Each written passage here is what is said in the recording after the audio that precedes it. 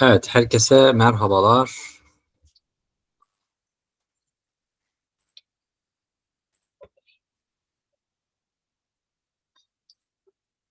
arkadaşlar.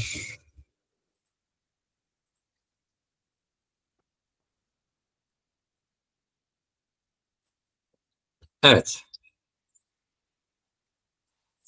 sevgili arkadaşlar, değerli izleyenler, herkese tekrar merhabalar. Şeyh Said ve Kıyamı serisine Sayın Muhammed Akar Bey ile devam ediyoruz. Bu akşamki serimizde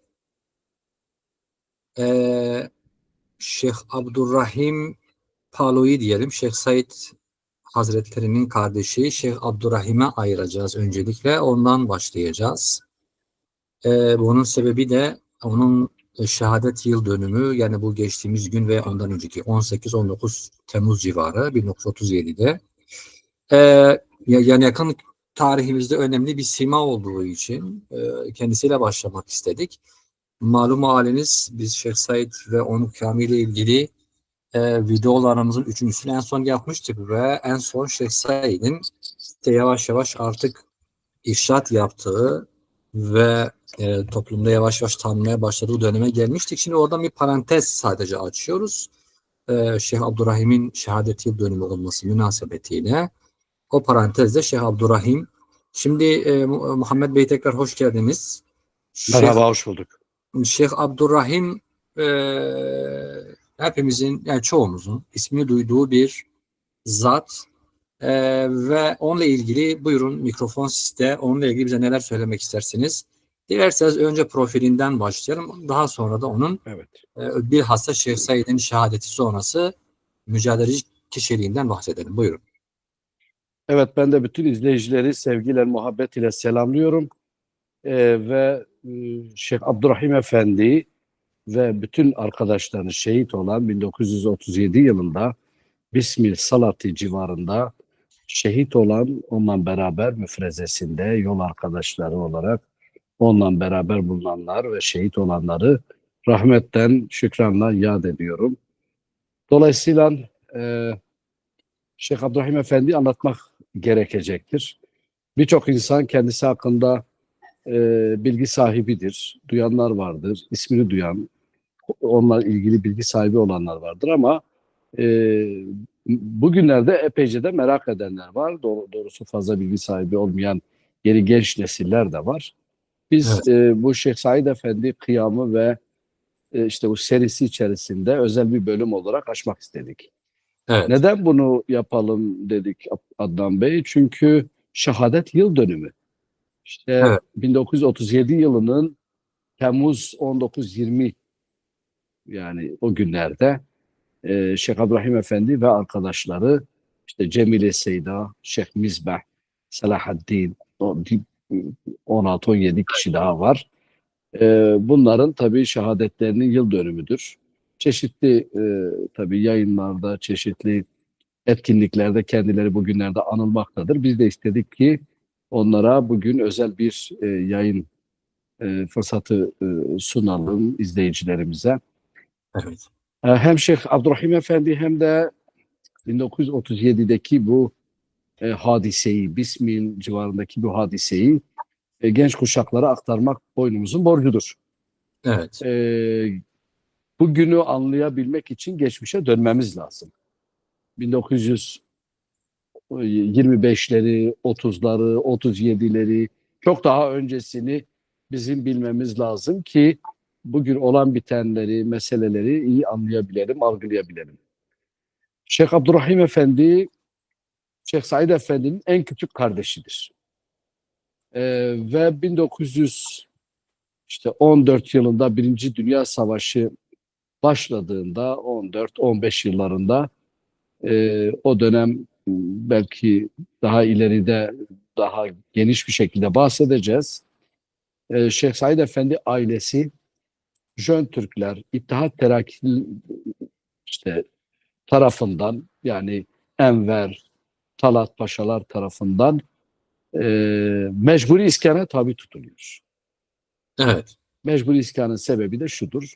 Şeyh Said Efendi ve ailesi Ermeni tehcirini kabul etmediği için, ona karşı çıktığı için Jön Türkler kendilerini tehdit olarak görüyorlar. O zaman onlar tabii Erzurum, Hınıs'tadırlar. O bölgede coğrafyanın birçok yerinde onlar tabii etkin insanlardır.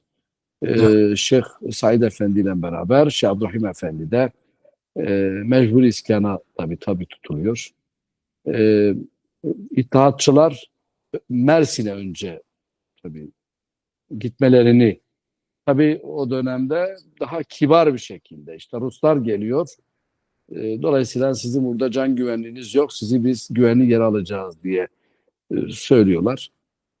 Şeyh Said Efendi tabii bunu anlıyor. Burada bir oyun olduğunu, kendisinin varlığı, ailesinin oradaki varlığı, Ermeni tehciri konusundaki itirazları İttihatçılar tarafından tehdit olarak algılanıyor.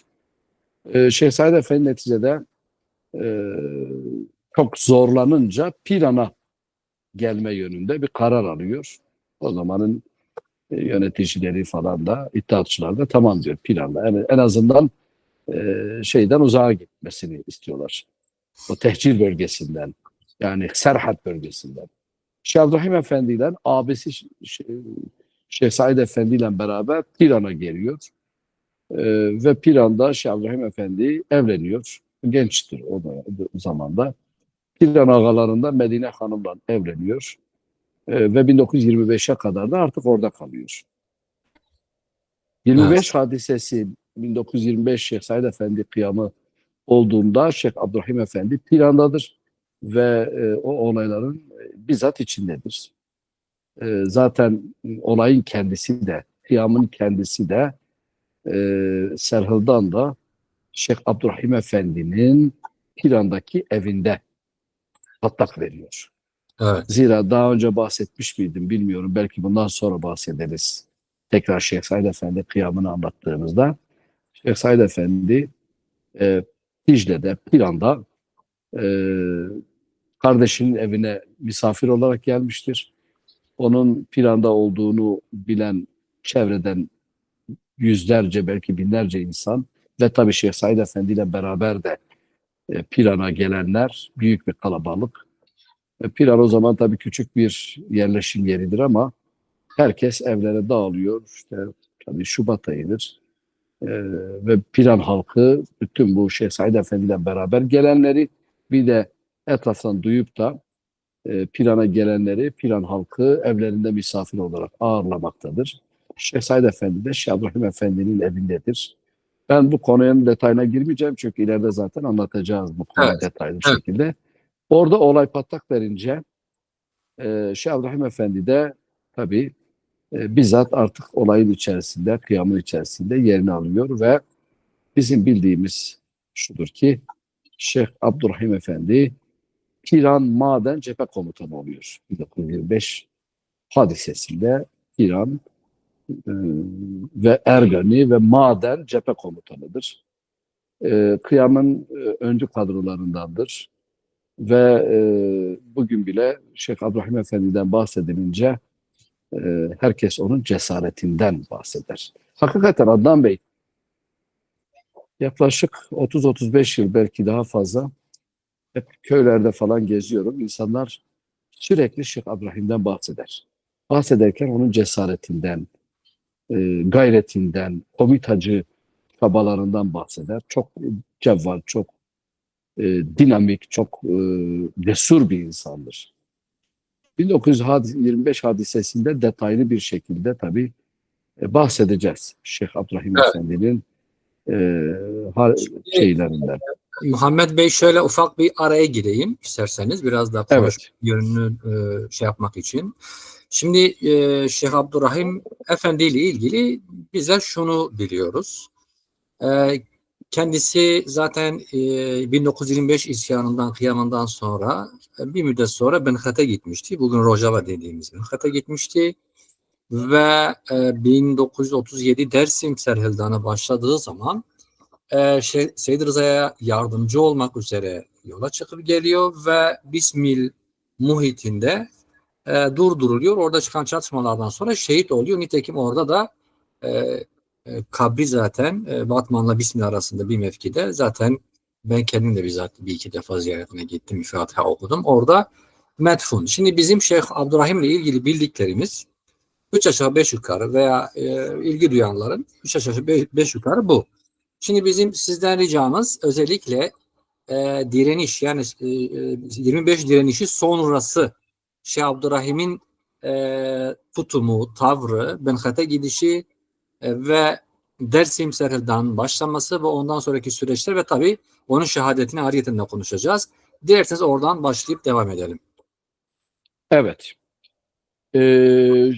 Belki 3 başlık altında Şeyh Abdurrahim Efendi'yi değerlendirmekte fayda var.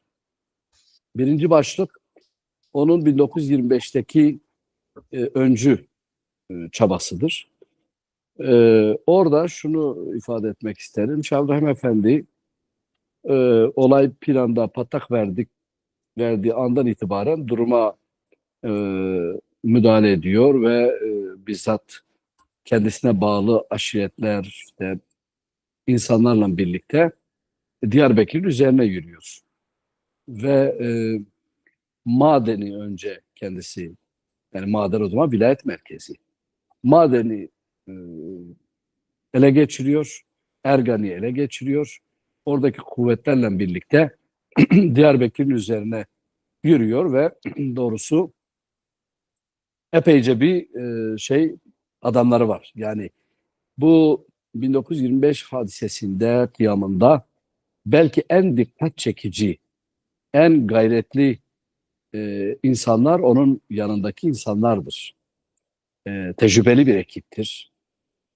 Belki bizim Bingöl çevresinden insanlar daha iyi tanırlar. Yadin Beg var meşhur. Yadin Paşa derler. Yadin Beg'dir. Evet. Hasezaza, Husezaza, Hüse Osmanan da derler. İran bölgesinden o dönemin çok önemli diyelim ki insanları böyle. Hem cevval hem gayretli insanları o Şerahim Efendi'nin yanındadır. Kıyamın en önemli cephesidir.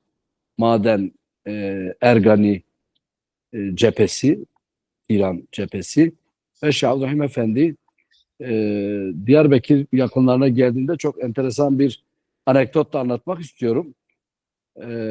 Tabii Şeyh Said Efendi'nin kuvvetleri Diyarbakır'a doğru gelirken bir takım insanlar da tabii durumdan fırsat bilip bazı talan işlerine de girişiyorlar. Bazı insanların e, Diyarbakır Belediye Başkanı'nın şu an Geyik istasyonu var. İzleyenler bilir Diyarbakır'dan Ergani'ye giderken tren işte hattı üstünde Geyik var. Geyik istasyonu. O zaman bir yerleşim yeridir. Diyarbakır Belediye Başkanı o dönemki belediye başkanının orada bir şeyi var. Çiftliği varmış. Bazı insanlar da talancılar da tabii bu kıyamdan fırsat gidip belediye başkanının hayvanlarını falan koyun, hayvan, davar neyse önlerine katıp getiriyorlarmış. Bu konu tabii Şeyh Abdurrahim Efendi'ye intikal ettiğinde Şeyh Abdurrahim Efendi çok kat'i bir şekilde adamlarını hemen gönderip gidin o çetelere, talancılara ki belki de bunlar şeydir yani provokatör adamlar da olabilir. Birileri yani o zamanın ajanları tarafından da teşvik edilmiş insanlar olabilir. Derhal gideceksiniz ve o talan edilen hayvanları belediye başkanı çiftliğine geri götüreceksiniz diye talimat veriyor. Tek tek isim söylemeyeyim şimdi dağıtmamak için o kendi komutasındaki insanlardan bir grubu şeye gönderiyor. O tetecileri talancılara müdahale etmek üzere gönderiyor. Bunlar gidiyorlar ve Şeyh Abdurrahim Efendi'nin talimatıyla müdahale ediyorlar. Tabii onlar da kaçıp gidiyorlar o talancılar. Ve bunlar hayvanları bu davarları vesaire iyi de bir at varmış işlerinde. Belediye başkanı atını da almışlar getiriyorlar. Bunlar hepsini götürüp çiftliğe belediye başkanına teslim ediyorlar. O da tabii şaşırıyor belediye başkanı. Diyor ki yani siz kimsiniz? Bu götürenler, bu talanı götürenler kim, siz kimsiniz? İzah ediyorlar. Diyorlar ki biz Şeyh Abdurrahim'in komutasındaki insanlarız, müfrezeyiz. Bu talan edenler ise bunlar ajan majan insanlardır veyahut da talancıdır. Neyse işte izah ediyorlar. Şeyh Abdurrahim Efendi'nin selam ve talimatıyla biz buraya geldik. Bu hayvanlarınızı lütfen alınız. Kusura da bakmayınız. Bundan sonra bu tür hadiselere müsaade etmeyeceğiz. E, Ve belediye başkanı çok şey yapıyor. Çok etkileniyor. Ben diyor doğrusu bilmiyordum. Hayvanları diyor ben geri almak istemiyorum. Bunu götürün. Şeyh Abdurrahim Efendi'nin askerleri var, mücahitler var. Onlara bunları verin. Hayır diyor. Biz bunu kesinlikle kabul etmeyiz. Çok ısrar edince belediye başkanı o meşhur atı, belediye başkanının rehvan bir atı var. Leylan atı. Yani isminde Leylan. Diyor ki bari bu atı götürün. Şeyh Abdurrahim'e teslim edin. Hediyem olarak ona verin. Hürmetimi de iletin ve ben nasıl yani böyle kendisi hakkında bilgi sahibi değildim.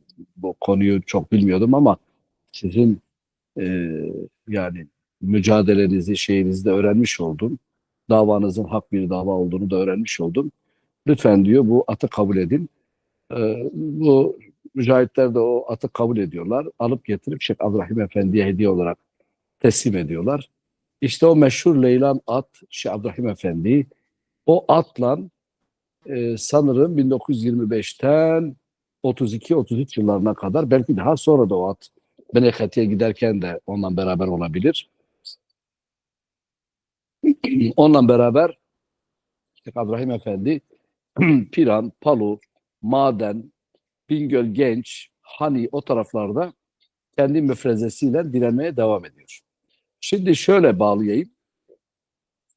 Ee, Hadiseden sonra 25'ten sonra biliyorsunuz ki birçok kişi Şeyh Said Efendi'nin şehadetiyle beraber birçok insan da İran'a,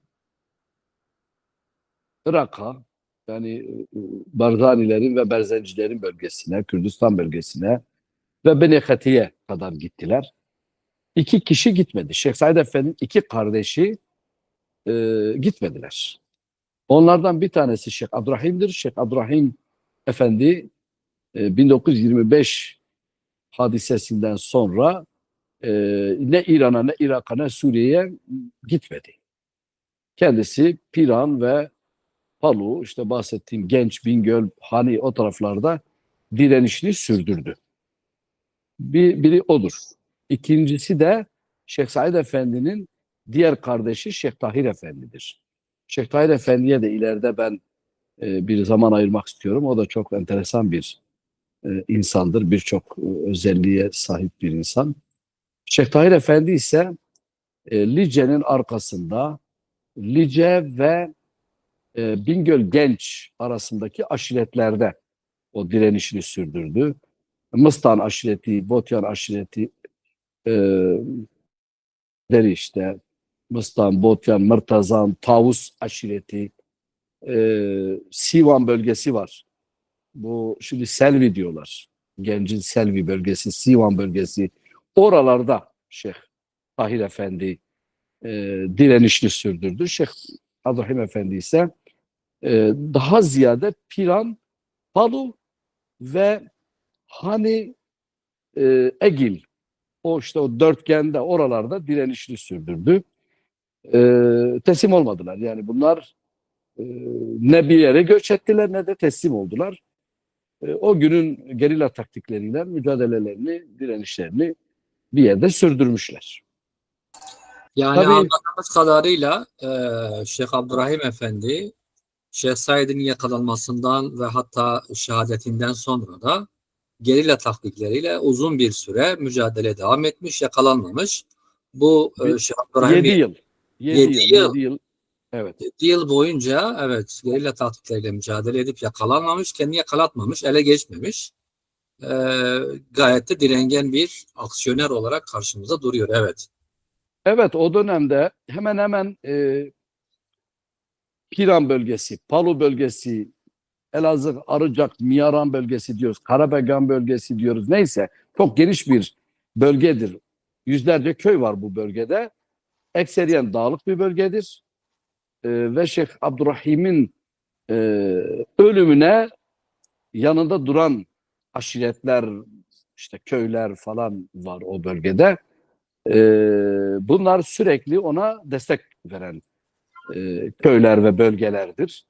E, Bu bölgeye, yani Piran'daki Dicle Nehri, yani bugün Dicle ilçesi deniliyor. Piran'ın yanında Egil işte var, Piran, Dicle var. Orada Dicle Nehri gidiyor. Hatta bugün Çebe maden ediyorlar. Madenden gelip Diyarbakır'a kadar gelen Dicle'nin bir koludur. Orayla, yani Dicle ile Palu'daki Fırat Nehri arası olan bölgeye bizler, yani Demili Kürtleri, biz bu bölgeye Merdasi bölgesi diyoruz. Velate Merdesi. Bir ucu tabi Palu'da, bir ucu Egil'dedir. Doğu tarafında Hani'dir. Diyarbakır'ın Hani. Batıda ise Çermik, Çüngüş, oraya kadar olan bölgedir. Bu bölgeye Merdasi veyahut da Merdisi bölgesi deniliyor.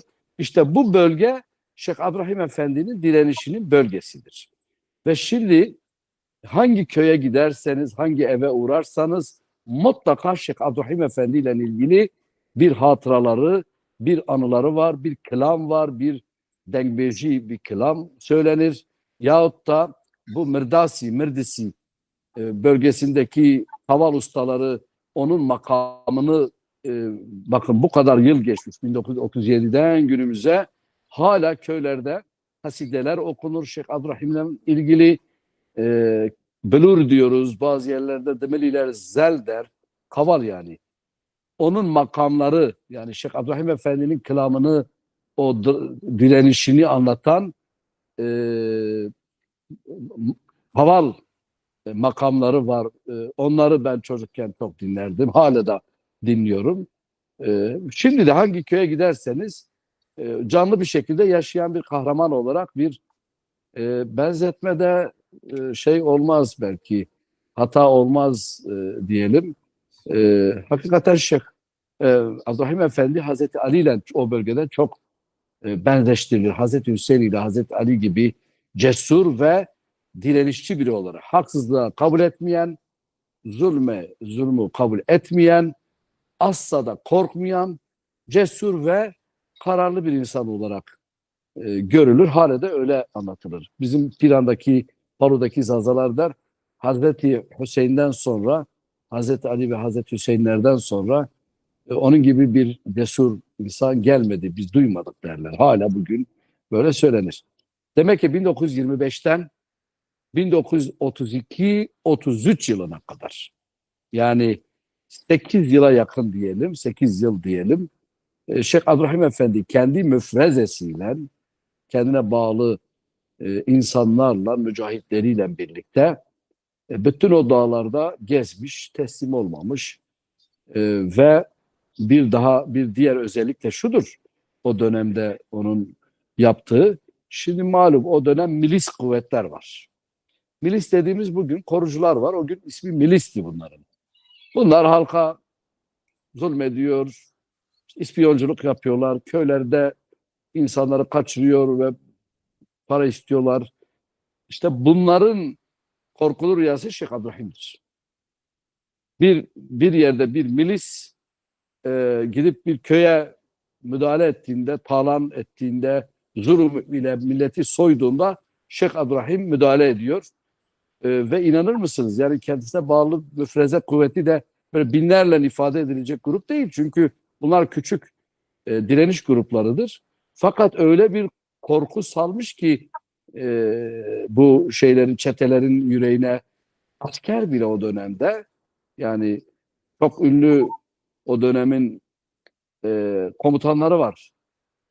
Bunları bizim bölge insanı çok iyi bilir. Bu Mirdasi bölgesindeki insanlar çok iyi tanırlar. Ali Haydar diye bir komutan var. Her yeri yakıp yıkıp zulmeden bir komutandır.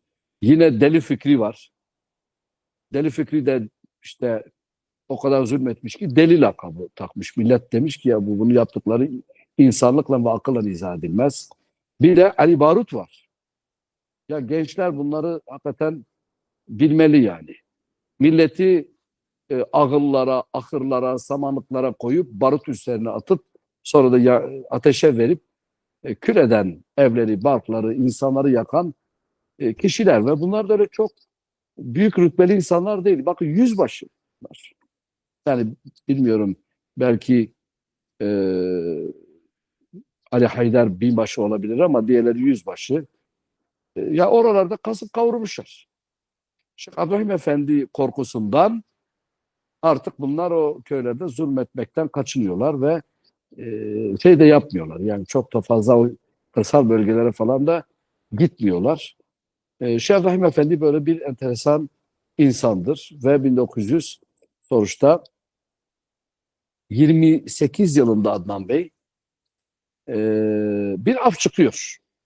25'ten 27 sonu 28 o civarlarda devlet bir af çıkarıyor. Diyor ki tamam diyor biz artık barışalım. Artık herkes dağlardan insin, köylerine yerleşsin. Hatta silah da teslim etmeyin. Herkes silahıyla, milahıyla gelsin köylerine yerleşsin.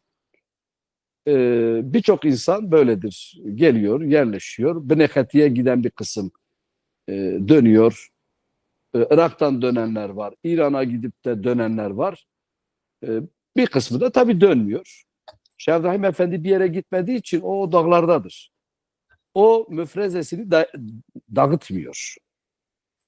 Diğerleri müfrezelerini dağıtıyorlar, köylerine dönüyorlar.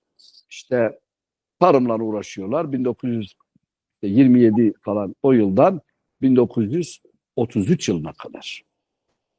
Bir 5 yıllık bir barış dönemi var. Ekme, biçme, tarla işleri o 1925 hadisesine karışmış insanlar falan bir af kapsamında işte geliyorlar falan. Ama Şeyh Abdurrahim Efendi çok enteresandır. O ne müfrezesini dağıtıyor ne de bu tarla, marla onun da köyü var. Köyü de şimdi Palu'ya yakın bir köy olan Sirin köyü. Ama şu an boş. Yani 1933 yılında Şeyh Abdurrahim Efendi'nin artık Beneketi'ye gittiği tarihtir. Onu da birazdan anlatacağım. O tarihten günümüze o köyü boş vaziyette. Sirin köyü. Sirin diyorlar oraya. Palu'ya yakın bir köydür. Şeyh Abdurrahim Efendi zaman zaman o Sirin'deki köyüne geliyor. Kendine bağlı o meşhur ileri gelen silahşör mü diyelim, komutanlar mı diyelim, işte e, Hasezaza, Hosezaza, Yadi Bega böyle isimleri meşhur insanlar var bunlar. Onlarla beraber o muhitte devam ediyor ama hep içinde bir kuşkuyla oralarda duruyor. Sonuçta 1933 yılında zamanın Elazığ valisi bir haber gönderiyor. Şeyh Said Efendi'nin hayatta 3 tane kardeşi kalmış. Biri Şeyh Abdurrahim Efendi'dir. O Sirin dediğimiz köye gelmiş. Oralarda kendine bağlı adamlarla oralardadır. Diğer kardeş Şeyh Tahir Efendi'dir. Benim dedem olan zattır. Şeyh Tahir Efendi de Palo'ya yakın Hoşmat köyüne gelip yerleşiyor. Onun köyü var, arazisi var. O da oraya yerleşiyor. Bir de Şeyh Said Efendi'nin üçüncü kardeşi Şeyh Mehdi yaşıyor o 1933 yılında. O da yine Palo'ya yakın Bağin köyüne gelip yerleşiyor. 1927-28'den bahsediyoruz. Fakat 33 yılına geldiğimizde Elazığ valisi bir haber gönderiyor bu üç Şeyh Said Efendi'nin üç kardeşine. Diyor ki bakın af çıktı. 5 yıldır da bir huzur dönemi var, bir barış dönemi var. Biz istiyoruz ki sizi bir kahve içmeye davet edelim. Hem bir son vaziyetleri biraz konuşalım. Hem de bu arazileriniz, sizin bu köyleriniz var. Her birinin bir köyü var. Bu köylerinizin de diyor Biz bütün işte herkese, yani sadece onlara değil, herkese köylerin artık tapularını veriyoruz. Gelin bu tapuları da verelim. Köylerinizi artık ekin, biçin falan. Artık bundan sonrası huzur dönemidir. Şeyh Said'in üç kardeşi Palu yakınlarında bir köyde bir araya geliyorlar. Diyorlar ki ya, en büyükleri Şeyh Tahir Efendi'dir.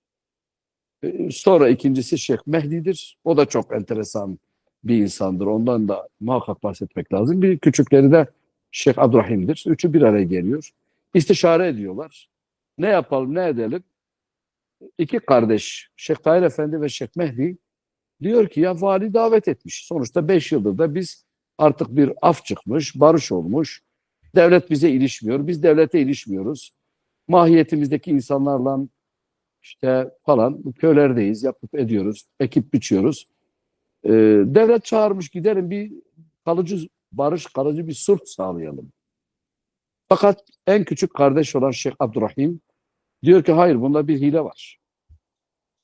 Bu hile var diyor, bu güvenmiyorum, ben gelmiyorum. İki abisi diyor ki ya, sen hep böyle kuşkucusun. Ee, Ne var yani, biz bak, bu 5 yıldır zaten sulh dönemi var. Fakat Şeyh Abdurrahim siz gidin, ben gelmeyeyim diyor. Dolayısıyla Şeyh Tahir Efendi ve Şeyh Mehdi kalkıp Elazığ'a geliyorlar. Elazığ'da da bu meşhur tarihçi Murat Bardakçı var. Onun dedesi Bardakçı Paşa zamanın El Aziz valisidir.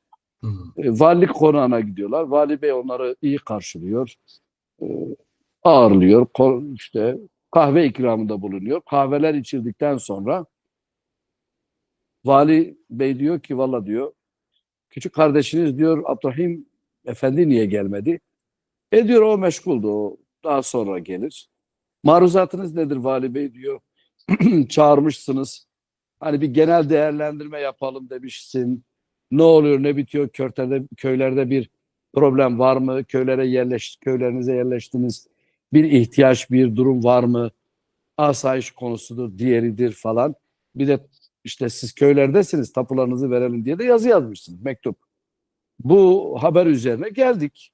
Birçok yerde de insanlar böyle çağrılmış. Sadece Şeyh Said'in kardeşi değil, o zamanın aşiret büyükleri, büyük aileler, ağalar, beyler böyle çağrılıyor, görüşmeler yapılıyor. Vali Bey nedir maruzatınız falan? Valla diyor, elçiye zeval olmaz.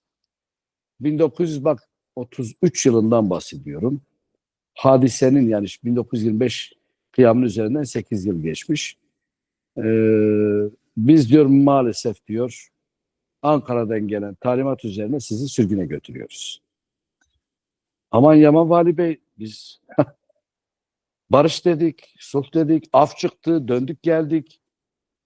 Bak 5 yıldır da hiçbir olay yok. Herkes tarlada, herkes işinde gücünde. Yeniden yakılan o köyleri onarıyoruz, yapıyoruz, ediyoruz. Valla diyor, ben hakikaten diyor çok üzgünüm, çok mahcubum da size karşı. Ama talimat bu yönde. İyi diyor, o zaman biz gidelim. Evimizi, barkımızı toplayalım. Gelelim. Ondan sonra neyse karar, biz de artık mecbur uyacağız. Hayır efendim diyor, sizi bırakamayız. Siz buraya doğru gelirken atlı arabalar köylerinize doğru hareket etti ve şu an çoluk çocuğunuz buraya doğru getirilmekte. Ve bütün tabii Şeyh Said ailesi başka yerlerde, başka ailelerde toplanıp belli noktalarda, Malatya işte toplama merkezidir. Diyarbakır'dan da Malatya'ya götürülenler var. Palu bölgesinden, Bingöl'den, birçok yerden. Demek ki anlıyoruz ki Malatya sürgüne gönderileceklerin toplama merkezi. Elhasıl çok uzatmayalım, onu başka bir fasılda anlatırız. Şeyh Said Efendi'nin iki e, kardeşi Tahir Efendi ve Mehdi Efendi oradan Elazığ'dan aileleriyle beraber şeye getiriliyor.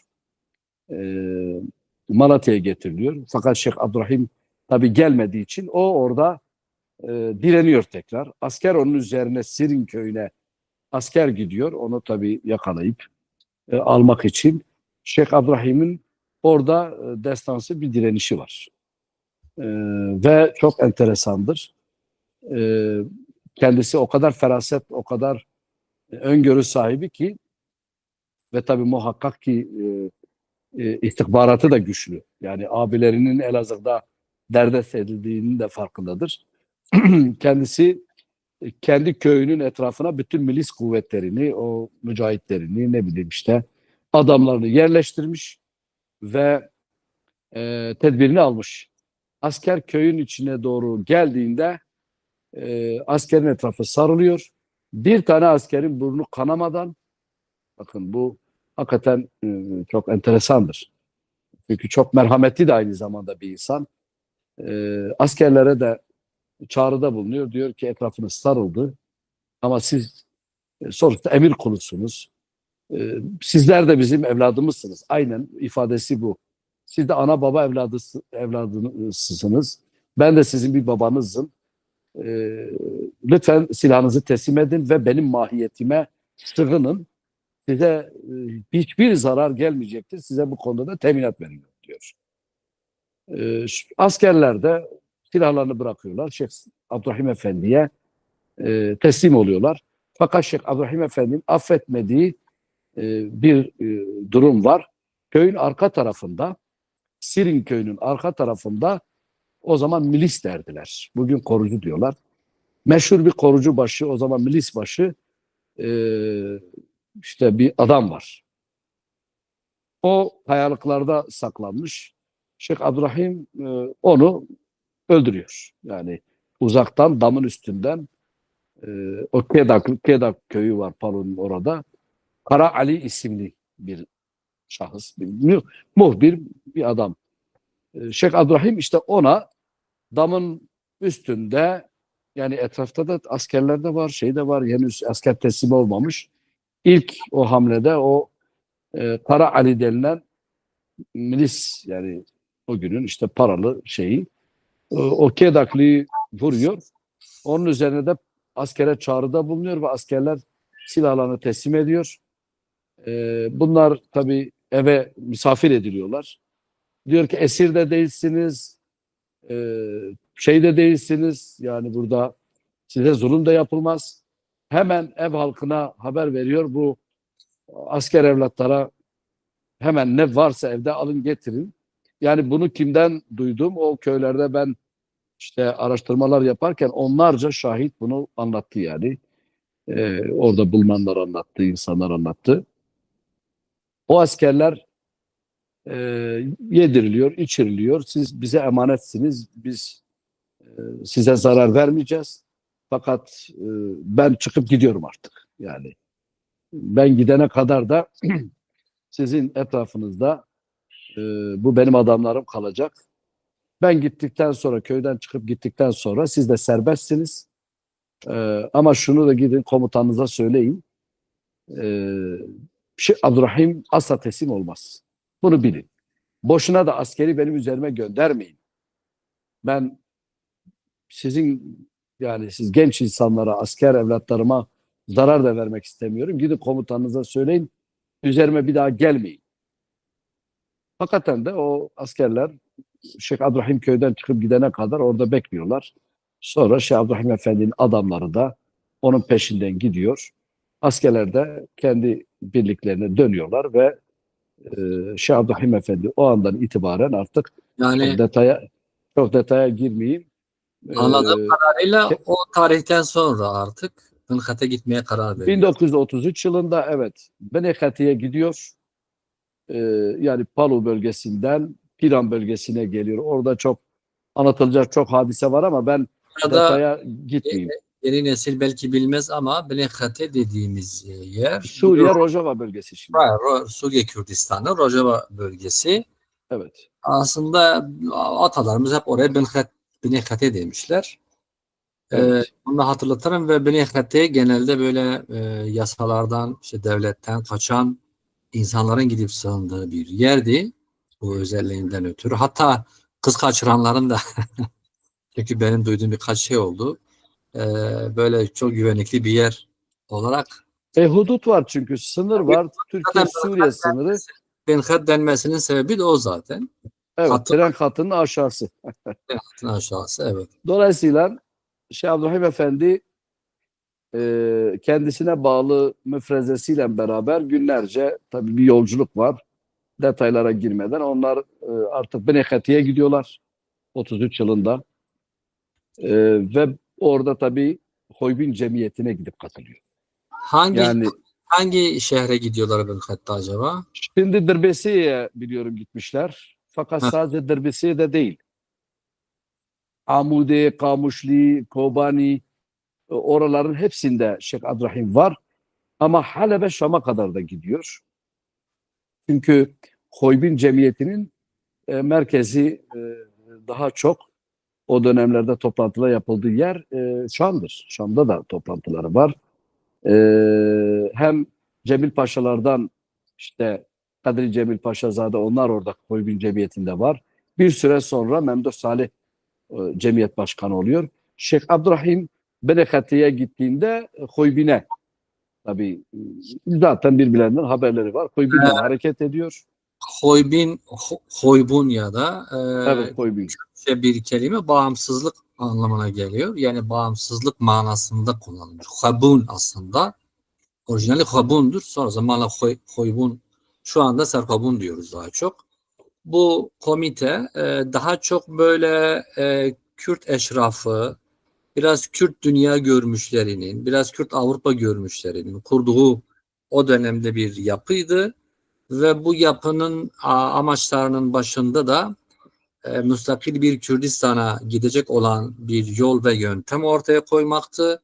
Uluslararası merkezlerle yazışıp Kürtlerin ulusal hakları konusunda mücadeleler vermekti. Kağıt üstünde amaç yani bu şekildeydi. Özellikle işte Şam'da, Beyrut'ta falan toplantıları oluyor bunların.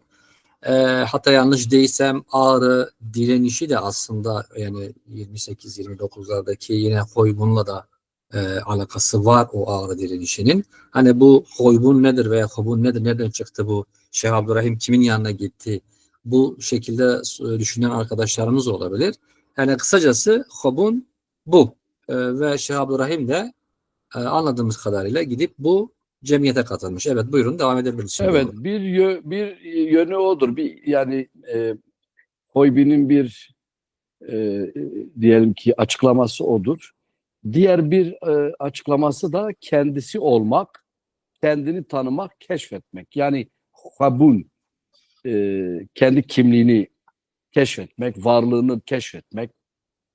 Yani Kürt kimliğinden bahsediyorum. Kabul aslında yani Kendisi olmak gibi. bu mana ile olmakla beraber bağımsızlığı da yani Evet, Kürtçe'de bağımsızlığa karşılık gelen mana olarak da kendini bilme yani o anlamda evet. yapılır. Şimdi bu tabii o zaman sadece Şeyh Abdurrahim orada değil. Oraya gittiğinde zaten 1925'ten sonra 1925 Şeyh Said kıyamından sonra e, yüzlerce insan Benekhate'ye gitmiş. Çok meşhur insanlar. Mesela en önemlisi işte Cemil Paşa ailesi orada. Ağrılı meşhur Kör Hüseyin Paşa onlar işte orada. E, şey vardı bu Adıyaman civarından meşhur neyse anımsayacağım. E, yani bu bir Dengir Fırat ailesinden oraya gidenler var. Yine meşhur işte Lice civarından Osman Sabri az önce hatırlayamadım. Osman Sabri meşhur. Osman Sabri orada. Cegerhün onlar orada. Şeyh Abdurrahim Efendi ile beraber gidenler var. Cemile Seyda, Liceli meşhur Cemile Seyda var. Yine Şeyh Mizbah bu bizim Silvan'da Mara Bokarke var. Onlardan Şeyh Mizbah var.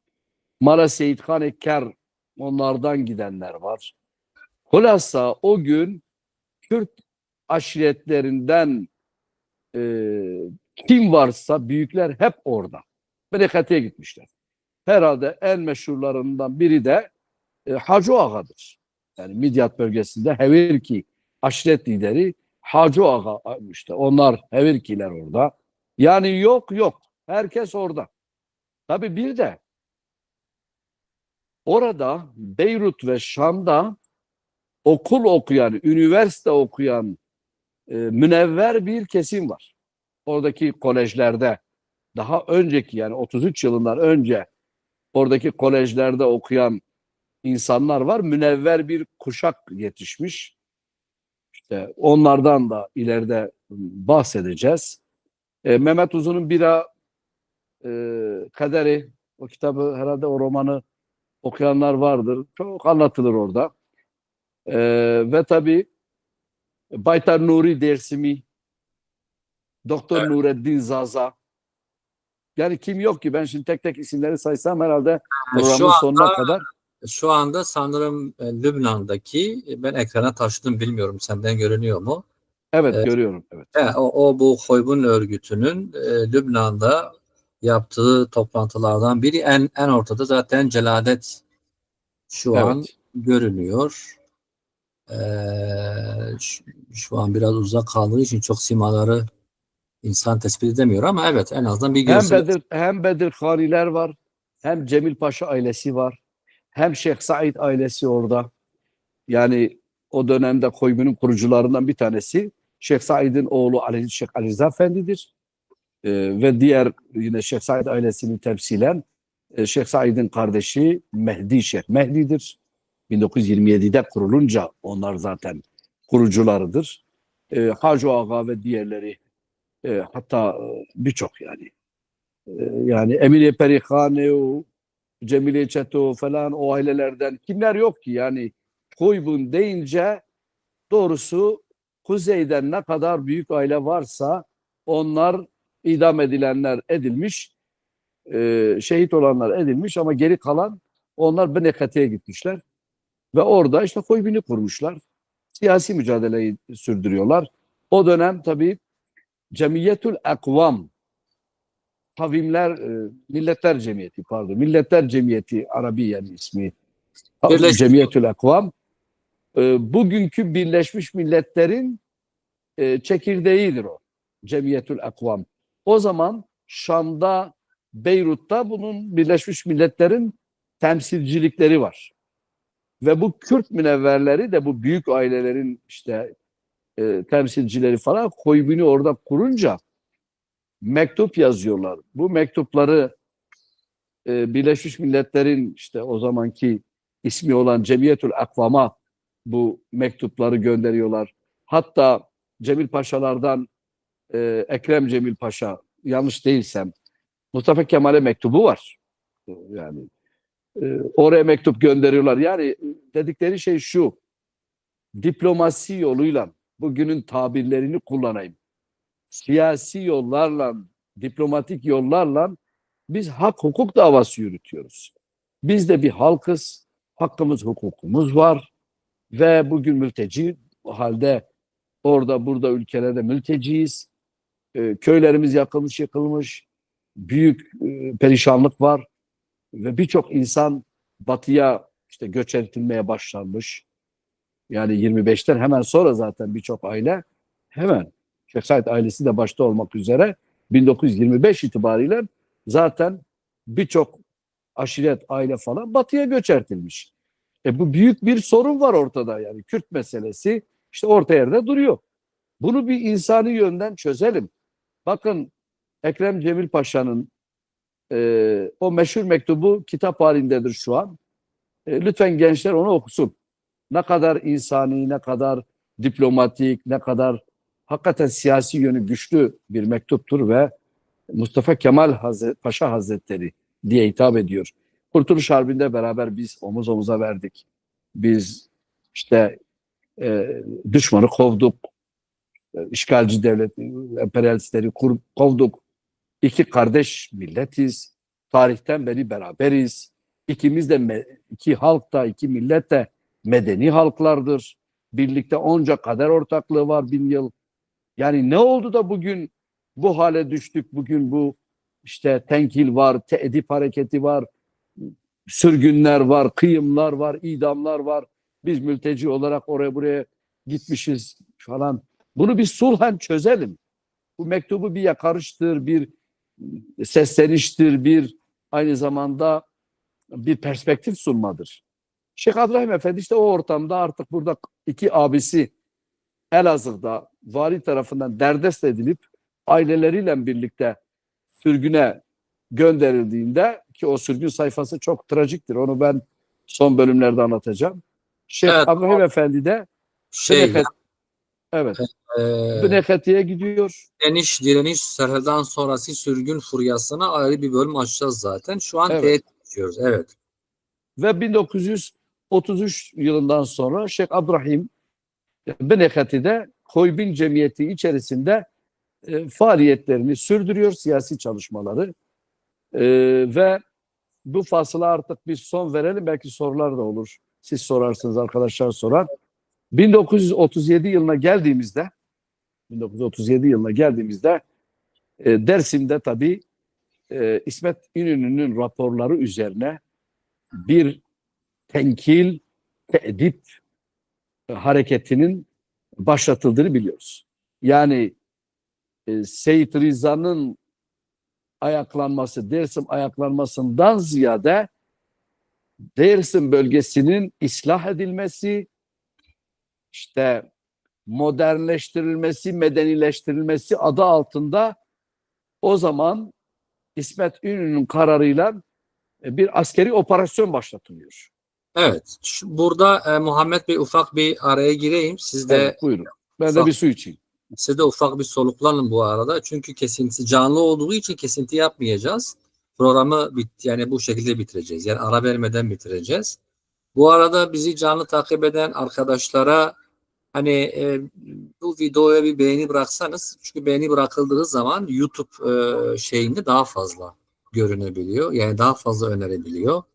Bir beğeni bıraksanız ve keza eğer hala abone değilseniz de kanala abone olsanız seviniriz. Bu anlamda kanala bir katkınız olur. Yani bu bir arkadaş Almanya'dan selam göndermiş. Aleykümselam. Şeref Bey, biz de size selam söylüyoruz. Muhammed Bey selamlar. Mınkat derken sınır kastediliyor değil mi? Güney sınırı aşağısı. Mınkatle kastettiği şey bu demir yolu geçiyor oradan. Bu Hicaz'a giden demir yolu değil mi Muhammed Bey? Bu daha Evet, hayır, Abdullah hayır. Şöyle, Hicaz yolu değil, Hicaz demir yolu değil. Bu Ankara'dan Hatay'a gelip Hatay'dan devam edip ta Mardin'e kadar, Nusaybin oraya kadar gelen bir şey hattıdır, tren hattıdır. Bu tren hattı daha önce yapılmış zaten. Yani 25 kıyamı varken, bu hattan aşağıya bir Hicaz Demiryolu projesi vardı. Tabii o demiryolu şey olmadı, yani tatbik edilmedi. Bu hat, yani Hatay oralardan devam edip işte Gaziantep falan oradan e, Suruç, Muruç oralardan Mardin'e kadar, Nusaybinlere kadar gelen bu tren hattı, onun üst tarafı Türkiye sınırı, alt tarafı ise o zaman Suriye olarak belirlenmiş, ama Suriye devleti henüz doğru dürüst Suriye devleti de yok. Fransız müstemleke bölgesidir. Bugünlerde de Dürzi meselesi var, Nusayri meselesi var, Suriye çok karma karışık. Dikkatler oranın üzerinde. İşte o dönem devletçikler var. Yani Suriye bir bütün, henüz bir bütün değil. Güneyde Devlet-i Dürzi, Devlet-i Nusayri, bu Laske Maske'de. İşte ortada Şam bilmem devleti falan. Bu tür evet, böyle şeyler. Siyasi bütünlük henüz yok. böyle şeyler. O zaman işte bu tren hattının alt tarafı Suriye bölgesidir. Fransız müstemlekesidir. Bunlar da oraya gidiyorlar. Siyasi faaliyetlerini sürdürüyorlar orada. Tabii bu birçok kaynak var. Yani ben gençlere önereceğim. Çok sayıda kitap var. Orada olan bitenleri yazan, çizen kitaplar var, dergiler var, var da var. Fakat bakın, bende şimdi bu Denk dergisi var. Bu bir Şeyh Abdurrahim özel sayısı yaptı. Ben tavsiye ediyorum kardeşlerimize Denk dergisinin Şeyh Abdurrahim sayısını temin etsinler, onu okusunlar. Bu çok iyi bir dosya olarak hazırlandı. Evet, Yine Sevgili Said Verroş, kıymetli dostumuz, değerli araştırmacı, yazar. Said Verroş çok zaman ayırdı Şeyh Abdurrahim'e, Bismil hadisesine şimdi geleceğiz. O konuya, genel olarak Kürt tarihine olan bitenlere. Yine Hoybin Cemiyeti'nin faaliyetlerini Rohat Alakom'un bu kitabı, bakın Hoybin Cemiyeti diyor, Hoybin örgütü. Bu kitabı da tavsiye ediyorum. Bunu okusunlar. Sanırım görülüyor değil mi Adnan Bey kardeşim? Evet, evet, görülüyor. Evet. Yine Şeyh Abdurrahim'in oğlu, bu çok kıymetli bir eserdir. Çünkü bizzat Şeyh Abdurrahim'in oğlu Milli Eğitim eski müdürlerinden muallim, edebiyat muallimi yani Fevzi Efendi, Şeyh Fevzi Efendi, Şeyh Fevzi Bilgin. Maalesef 2019 yılında vefat etti. Ama ne mutlu bize ki Fevzi Bilgin bu eseri yazdı. Yani Yakılan Şeyh diye babasıyla ilgili, babası Şeyh Abdurrahim ile ilgili bütün anılarını, hatıraları, tanıkların işte şeylerini, şahitliklerini, belgeleri falan Yakılan Şeyh kitabında Şeyh Fevzi Efendi diye de bilinir. Bir anda vefat etti, orada defnedildi. Bu Yakılan Şeyh kitabı da iyi bir araştırma kitabı olarak elimizde. Yine Şeyh Pıçuk, Şehri Çiyay Piran. Bu da Kurmancı'dır. Bunu da tavsiye ederim. Sevgili Muhammed Said Temel bunu yazmış. Ve daha pek çok böyle Şeyh Abdurrahim Efendi ve Bismil hadisesiyle ilgili yine önemli bir kaynakta Serdeli Hasan Şiar Serdi. Meşhur Hasan Şiar Serdi, iyi bir yazar, iyi bir diyelim ki o günde o olayların içinde Hoybin'de yer almış Şeyh Said Efendi'nin çok yakın ekibinden bir zattır. O Şeyh Said Efendi'nin aynı zamanda Fehmi ile Bilal ile beraber katipliğini yapmış. Hem alim de, melledir. Mela Hasan, şeyde bizi belki izliyorlar. Yani Rojava'dan olan kardeşlerimiz Amudi, Kamuşli, orada Mala Hasan-ı Kürt diye bilinir. Hasan Şiari Serdi. Onun da Anılarım diye bir kitabı var. Orada çok bahseder. Binekati'deki olanlardan ve Şeyh Abdurrahim Efendi'den bahseder. Hasan Şiari Serdi de vefatından önce 2-3 tane eser yazdı. Kitap, önemli kaynaklardı bunlar. Martin van Brunessen de Ağa Devlet Şeyh kitabında epeyce Hasan Şiar'dan yararlanarak o eseri yazdı. 1987 yılında yanlış hatırlamıyorsam 86-87 o yıllarda vefat etti. İşte o vefatından önce o kitapları yazdı. İyi ki yazmış. Neyse. Şimdi Şeyh Abdurrahim Efendi Binekati'ye gittiğinde Hoybin Cemiyeti ile birlikte siyasi faaliyetlerini sürdürmektedir. Cevval birisidir. Hem Özür, çok iyi alimdir. Çok iyi alimdir. biz birazcık Arapça özür dilerim Muhammed Bey. eyvallah. Birazcık daha bundan sonra seri gidersek daha iyi olur. Evet. Çünkü Evet. zaten belli bir 58 dakika oldu canlı yayına başlayalı. O zaman Yani Bismil hadisesini çok detaylı anlatmayacağız. Neden anlatmayacağız? Çünkü Bismil hadisesi ile ilgili çok eser kitap var. Ben tavsiye edeyim onları. Kısaca şöyle diyeyim. 1930 yılında 37 yılında devletin tenkil ve tedip hareketi, İslah hareketi, İsmet İnönü'nün raporları üzerine Dersim'in, yani bir yerde Dersim'i alıp başka yere taşımak, sürgüne götürmek. Dersim'i tamamen insansızlaştırıp Batı illerine Dersim halkını götürmek ve Osmanlı'dan beri bir çıban gibi, başı gibi görülen Dersim'in sorunundan kurtulmak. Çünkü Dersim'in aynı zamanda bir Alevi kimliği var. Hem Kürt hem Alevi kimliği var. Tamamen bu meseleden kurtulmak için bir tenkil ve tehdit hareketi başlatılıyor. Dersim'de o dönem meşhur Alişir Efendi de oradadır. Koçgirili Alişir. E, O yıllarda Baytar Nuri Dersim de oralarda, Dersim 1935'te yanlış değilsem e, o vefat etmiştir. İşte o yıllarda 30'lu yıllarda 32, 33, 35 yıllarında o da orada bir çalışma içerisindedir. Gaye nedir? Gaye Dersim'in bir yerde göçertilmesine karşı tenkil ve tedip, işte bugünün tabirleriyle ıslah edilmesi, toptan işte bastırılması, operasyon da denilebilir. Ona karşı bir şey cephesi oluşturmak, direnme cephesi. Seyit Rıza bir Koybin'e bir mektup gönderiyor. İşin özeti bu. Seyit Rıza ve yanında kadrolar, Alişir Efendi falan kadroları var.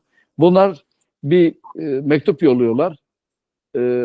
Bir operasyonun başladığını, kendilerinin de buna direndiğini, Dersim aşiretlerinin buna direndiğini ama güçlerinin yetersiz olduğunu, çaresiz kaldıklarını söylüyorlar.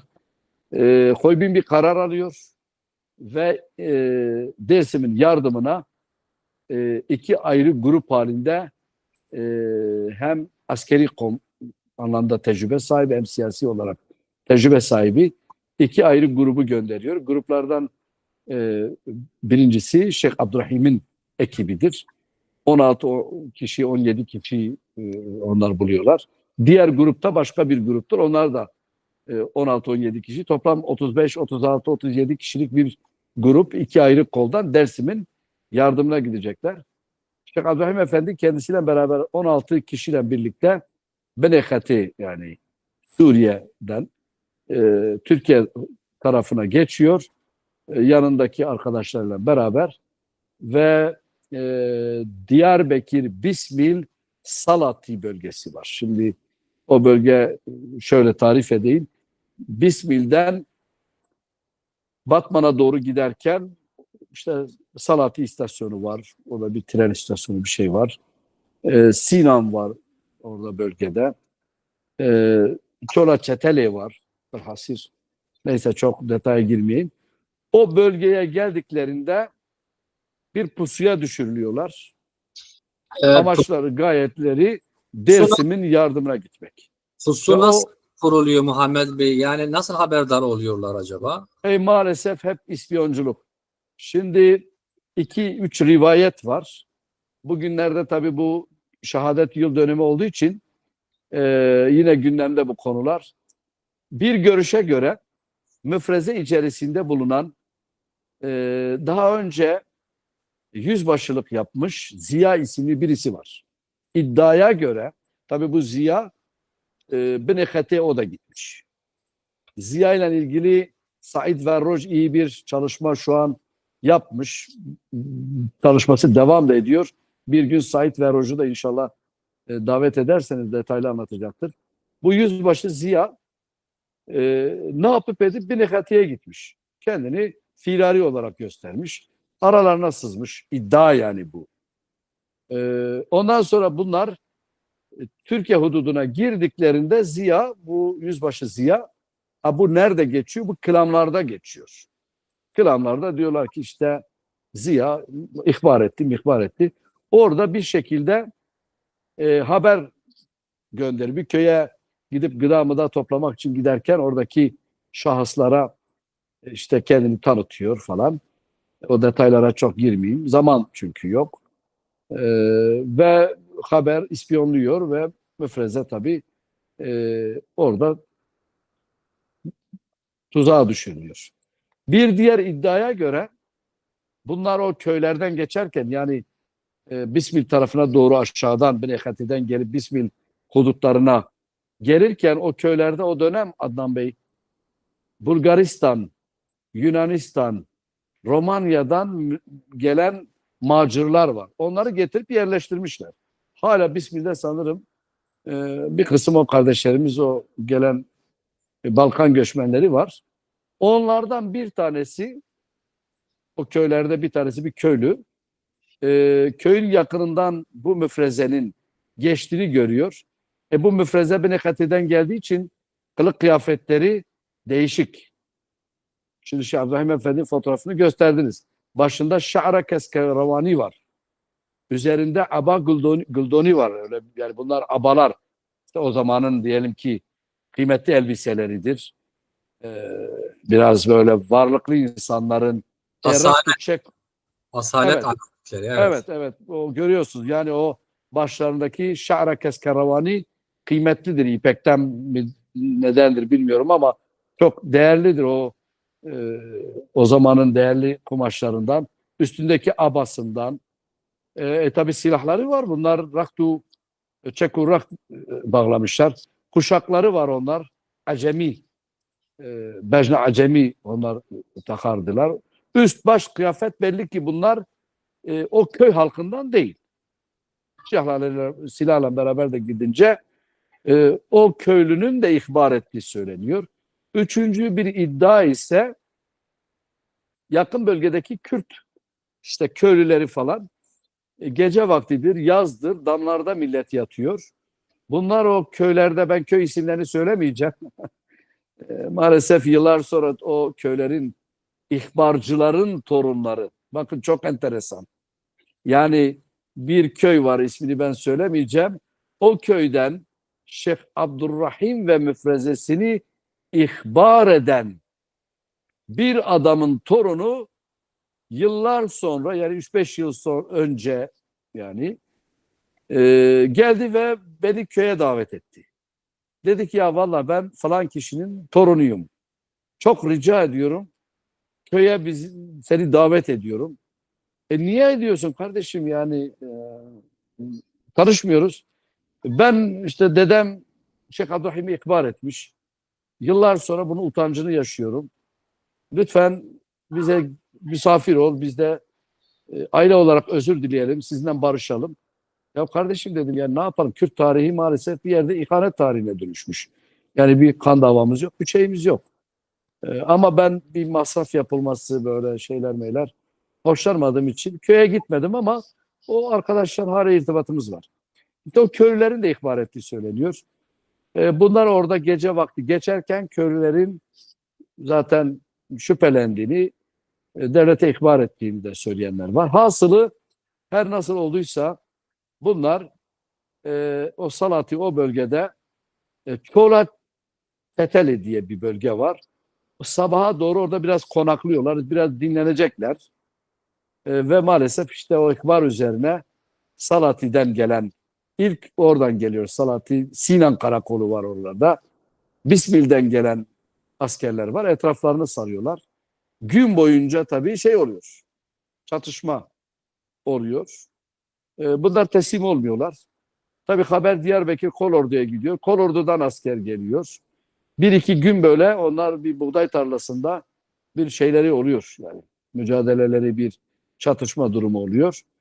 Ve maalesef o çatışmanın neticesinde Şeyh Abdurrahim Efendi şehit oluyor. Ve Evet, yanındaki 16 kişi de onlara da Şeyh Abdurrahim Efendi diyor siz diyor dağılın. Ve tabii onları ihbar eden bir kişi var. E, Yani torunları şimdi şey olmasın diye ismini de söylemeyeceğim. O askerle beraber gelen biri var. Bak yine Şeyh Abdurrahim Efendi yine orada şey yapıyor yani. Sesleniyor. Diyor ki gayemiz insan öldürmek değil. Çekin gidin. Biz husumet için gelmedik. Size düşman değiliz, talancı değiliz, şey değiliz. Maalesef işte. Ve orada Şeyh Abdurrahim Efendi arkadaşlarına dağılın gidin diyor. Bu şeyi yani etrafımızı sarmışlar. Biz dağılalım ki dikkat şey yapalım, dağıtalım. Şeyh Abdurrahim Efendi şu an şehit olduğu yere yakın bir yerde epey saat boyunca direniyor.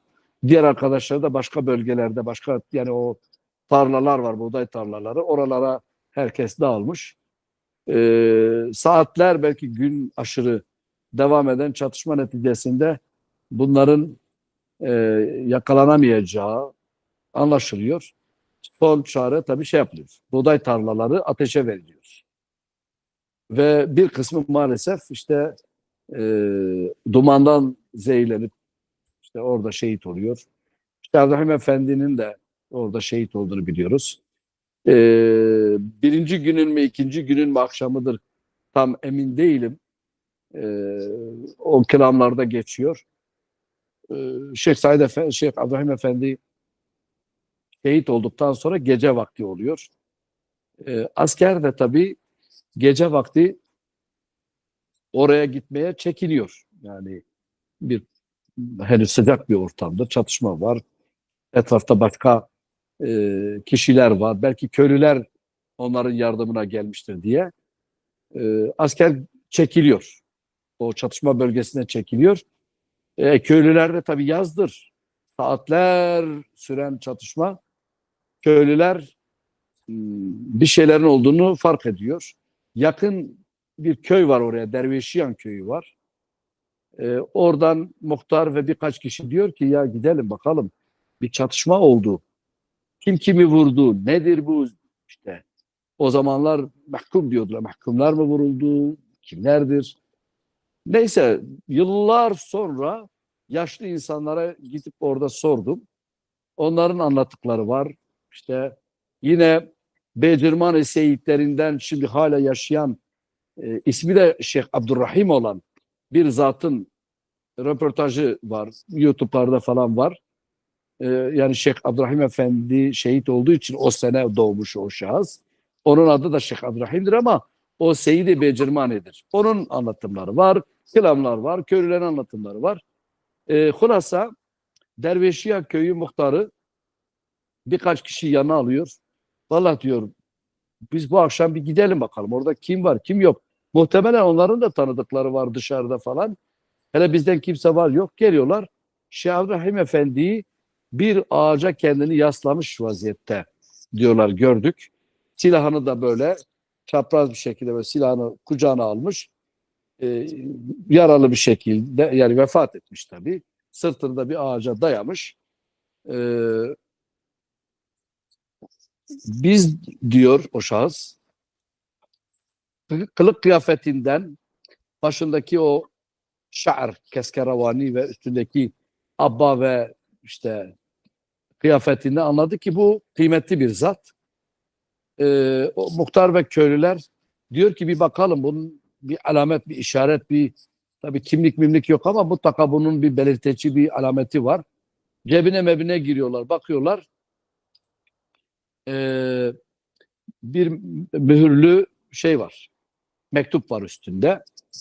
O mühür daha önceden Şeyh Abdurrahim Efendi'nin Kürt İslam Hükümeti. O çok enteresandır. Bakın onu. Hükümeti.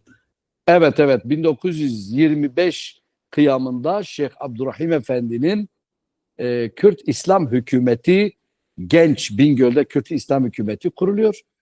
O bir çeşit kanunname, teşkilat-ı kanunnamesi yani bir çeşit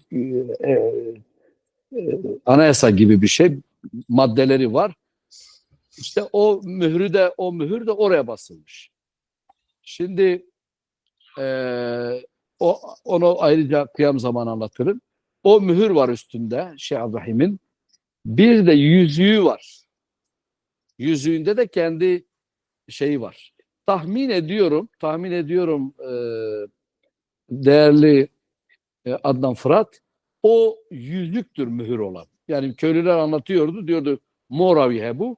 Bence o yüzüğün üstünde mühür vardı. O eski Arabi harflerle de o okuyorlar. Ve tabii üstünde de başka belgeler var. Köylülerin anlatımından şunu öğrendim. Bakıyorlar ki Şeyh Said'in kardeşi Şeyh Abdurrahim Efendi'dir. Mektup da var üstünde falan. Bir takım evraklar. O köylüler diyor ki valla bu Şeyh Abdurrahim'dir. Şimdi diyor eğer sabaha beklersek gelip işte buraya arama tarama yapılır, cesedi bulunur. O günün de maalesef işte e, bu insanların kafaları kesilip Diyarbakır'a getiriliyor. Tanıkların beyanı üzerine o şahsın kim olduğu tespit ediliyor ve Ankara'ya bildiriliyor ve ödül alınıyor. Yani her vurulan insanın bu büyük Kürt liderleri, önderleri işte siyasileri veyahut da aşiret büyükleri kimi işte şehit etseler kafasını kesip getiriyorlar. İşte onu zapt altına alıyorlar. Ankara'da bildirip ödül alıyorlar. Diyorlar ki bu Şeyh Abdurrahim Efendi Şeyh Said'in meşhur kardeşidir. Hepsi de zaten onu duymuş Bilekati'de orada burada. Biz diyor o sabahleyin gelip onu alıp götürüp kafasını kesmeden biz onu şey yapalım. e, Gömelim. Onu şehit olduğu yerin uzağında bir yere götürüp bir yere şimdiki metfun olduğu yere onu defnediyorlar. Gizliyorlar yani. Ardından tabii e, bir gün sonra mı 2 gün sonra mı artık askerler orayı arayıp tarayınca cesetini bulamıyorlar yani. Yıllarca Adnan Bey kardeşim onun nerede olduğu, mezar yerinin nerede olduğu, vuruldu mu, vurulmadı mı hep böyle tartışılırdı. Ben çocuktum. Piran'da insanlar derdi ki ya biz işitmişiz. Piran'da Bismil'de bir hadise olmuş. Ama Şeyh Abdurrahim'in cesedi bulunmadığı için o yaşıyor. Piran'da yaşlılar, ben 1978-79 yıllarından, 80 yıllarından bahsediyorum. O yıllarda yaşlılar böyle hep anlatırdı. Derdi ki Şeyh Abdurrahim bir gün çıkıp gelecek. O kadar destansı bir, kahramansı bir şeyi vardı onun. Böyle bir namı şanı vardı. Tabii Şeyh Abdurrahim'in çocukları sürgünden 1947'den sonra döndükten sonra 3 tane oğlu tabii vardı. Şeyh Zülküf Efendi, Şeyh Fevzi Efendi, bir de Şahabettin Efendi. Bunlar oradaki muhtar tarafından bilgilendiriliyor. Diyor ki biz yerini biliyoruz ama lütfen kimse söylemeyin. Yani bakın 50'li 60'lı yıllarda bile çocukları biliyordu neredeydiler ama hani olur ki gidip cesetini çıkarıp zarar verirler diye gizlendi o mezar yeri. Ve ben 1987 yılında net hatırlıyorum 1987 yılında o zaman Refah Partisi gençlik kollarındaydım. Refah Partisi'nin girdiği seçimde 2. bölge dediğimiz Bismil'de 2. bölgedeydi. Fuat Fırat milletvekili adayıydı. Onunla birlikte biz bu yeni şu anki yol da yoktu. Biz Silvan yolundan Bismil'e oradan işte o tarafa gittik mezarın olduğu yere. Oraya gittiğimizde adeta böyle bir büyük müjdeydi bizim için. Yani Şeyh Abdurrahim Efendi'nin mezarı burada. Biz işte o seçim ekibi falan Şeyh Fuat Fırat'la beraber gittik, ziyaret ettik. Küçük böyle bir mezar vardı. Etrafında da biriketten böyle belirtmiştiler. Orada Dervişiye köyünden Lamia Hanım, Allah kendisine rahmet eylesin. Lamia Hanım kendisi şey yapıyor. O etrafını çevreliyor. İşte o 80 yılların başında falan veyahut da ortalarında o mezarını yapıyor. Daha sonra artık bu 2000 yıllarından sonra şimdi orada bir türbesi var, mescidi var, bir arazi var. İnsanlar öbek öbek gidiyor. Bir mezar taşı var ve Şehid-i Nemir Şeyh Abdurrahim Lai Şeyh Mahmud Paloi diye ismi var. Bir de orada bir levha var. O levha da bu 2000 yıllarda 2013 12-13 yıllarında oraya kondu. Şeyh Abdurrahim ve onunla birlikte müfredesinde bulunan yol arkadaşları, şehit arkadaşlarının isimleri var. Meşhur insanlardır bunlar. Cemil-i Seyda'yı herkes bilir. Şeyh Mizbehi herkes bilir. Salahaddin var, meşhurdur. Seyit Khan Ekkar, onun oğlu var. Var yani bu 17 kişi hep böyle belli bir sarraş var. Tek tek ben isimlerini söylemeyeyim. Bunlara şimdi bir nokta koyarken bizim bu bütün izleyicilerimize tavsiyem de şudur. Mutlaka genç kuşaklar Diyarbakır Bismil civarındaki Şeyh Abdurrahim Efendi ve arkadaşlarının tabi diğer arkadaşlarının başka yerlerde onlar metfundurlar. Kimisi belki yandı maalesef. Tarlada yanan arkadaşları da oldu. Mesela bunlardan Şeyh Misbah başka yere gidiyor. Orada köylüler tarafından o da ihbar ediliyor. Çok güvendiği bir köye gidiyor ve orada köyde misafir olduğu bir müritleri var onun evinde. O gidip ihbar ediyor falan. Yani çok trajik. Şimdi Said Varroş kardeşimiz yazıyor. Her birinin ayrı bir hikayesi, ayrı bir acısı var. Ama hepsinin hatırasını yad etmek için adres de vereyim ben, kardeşlerimiz kolay bir şekilde bulsun diye. Diyarbakır Bismil ilçesi var. Bismil'den Batman'a doğru giderken Salati işte köprüsü var, orada bir nehir var. Yani 20. kilometre diyebiliriz. Bismil'den Batman istikametine 18-20. kilometrede. Nehiri geçtikten sonra sol tarafta şimdi bir gölet var. O göletin yanı başında bir mescit, bir türbe, şehitlerin olduğu, taşının ve isimlerinin olduğu bir yer var. Öbek öbek insanlar gidip orada Fatiha okuyup ruhlarına hediye ediyorlar. Şehadet yıl dönümünde de hem merhum Şeyh Abdurrahim Efendi ve arkadaşlarını şükranla, rahmetten, hürmetle ve özlem ile yad ediyorum. Şimdi soru varsa belki 3-5 dakikada. Evet, soru varsa alırız. Şu normalde tersi olması gerekmiyor muydu? Sorusu olan varsa yazabilir. Burada gerçi ekran pek gösteremedi ama neyse. Zaten orada bir gölet var. Şöyle bir soru sorayım. Bu Şeyh Abdurrahim'in mektubu Seyyid Rıza'ya ulaşıyor mu veya Seyyid Rıza'ya ulaştırmak üzere kendisi özellikle ölümü göze alıyor mu? Buna benzer bir rivayet sanki duymuştum. Şeyh Said'in mi, Şeyh Abdurrahim'in mi?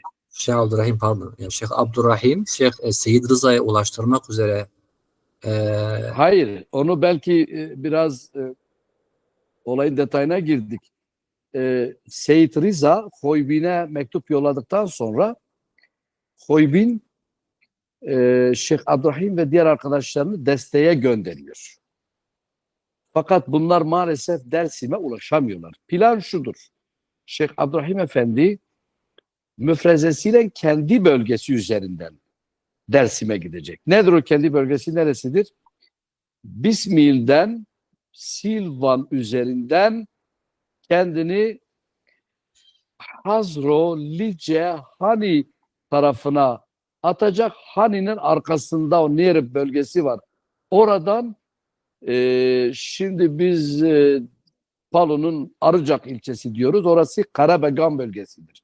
Yani Şeyh Abdurrahim'in çok mücadele ettiği, 1925'te çok mücadele ettiği yerlerden ben bahsediyorum. Bu Hani'nin Nerib bölgesi, hemen arkasında Palu'nun işte Karabegan bölgesi, Bingöl'ün Genç bölgesi falan var oralarda. Piran bölgesine kadar da geliyor. O hat üstünden Palu'ya, Palu'dan da Karakoçan üzerinden Dersim'e gidecek. Planı budur. Fakat maalesef işte bunlar tuzağa düşüp orada şehit olunca artık Dersim'e de ulaşamıyorlar. Onların mektubunu da veyahut da çeşitli belki evrak, belki bilgi, belki strateji, onları da ulaşmıyor. Şimdi devlet kayıtları kapalı. O üzerinde Şeyh Abdurrahim'in yahut da arkadaşların üzerinde bir şey bulundu mu? Şeyh Abdurrahim zaten yakalanmadı. Mesela şunu söylüyorlar, köylüler anlatıyor. Diyor ki o mührü vardı. Biz mühürden, muhtemelen o yüzük mühür yüzüğün üstündedir. Biz diyor dedik ya bunu bir çıkaralım. Hani çalmasın, kimse götürmesin. Gömerken de yazık olur buna. Parmağından çıkarmaya çalışırken çıkaramıyorlar bir türlü. Diyorlar ki ya biz karışmayalım. Bu Şeyh Abdurrahim'dir. Ne elbisesini çıkaralım, yani defne, onu böyle şey yapmak, yıkamak, bilmem şey yapmak imkanı yok. Şehitler zaten kanıyla ve elbisesiyle zaten gömülüyor. Onlar orada o mühürle birlikte, o elbiseleriyle birlikte, belgelerle, muhtemelen mektup falan ne varsa orada, onu orada defnettiler. Ve üstünü de etrafında çalı çırpı ne yaptılarsa da bir şekilde gizlediler. Ve neticede varsa da bir şey artık orada gitti yani. Fakat hadise şudur. O günün gazeteleri, bakın, o günün gazetelerinde çok manşet oldu. Yani 1937 yılındaki gazeteler, Cumhuriyet'tir, öbürüdür, Beriki'dir.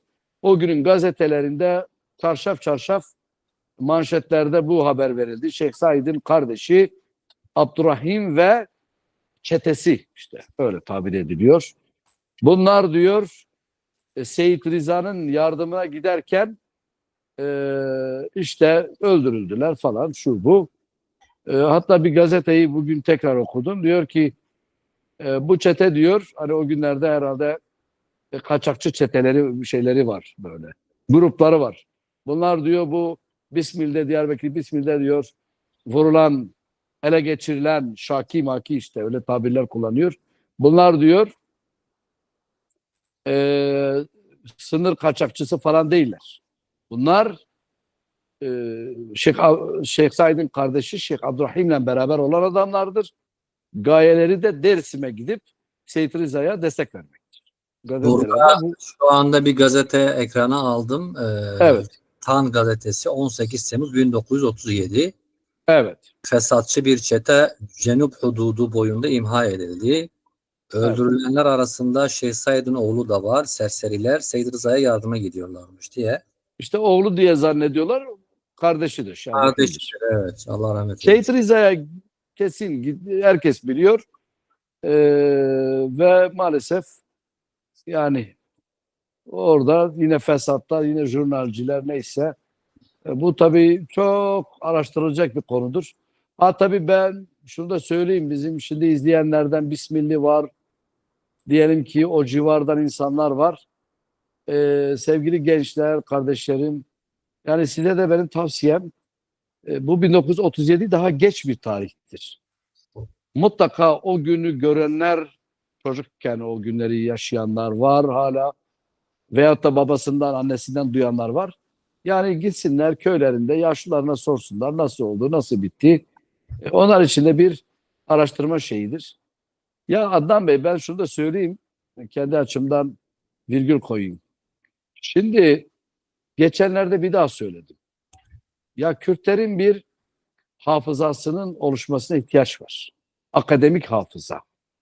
Tabii yazarlar var, işte tarihçilerimiz var, belge toplayanlar var, var da var.